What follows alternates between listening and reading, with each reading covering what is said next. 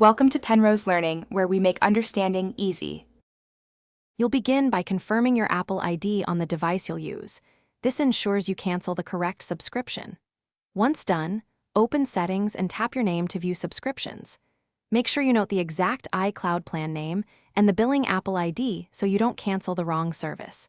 If you're using another device, sign in with the same Apple ID or have the credentials ready. This step prevents accidental loss of other subscriptions and readies you for the next actions.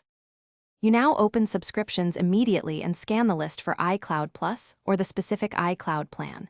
Tap that entry to reveal renewal details and the Cancel Subscription option. This is where you perform the actual deactivation. When you tap Cancel, read the confirmation message so you know when service ends. Billing may stop immediately or at period end. If prompted, authenticate with Face ID, Touch ID, or your password. After confirmation, you'll see the subscription status change. Finish by verifying the subscription now shows as canceled or an expiry date. This confirms billing stopped. Make sure you review iCloud storage and backup settings because space or device backups can change once the plan ends.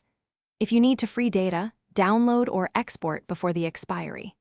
If cancellation didn't register, sign out of Apple ID, sign back in, and recheck subscriptions. If problems persist, contact Apple support for account-level resolution so you don't lose data or keep being billed. Thanks for watching. If this was helpful, leave a like and consider subscribing. See you next time.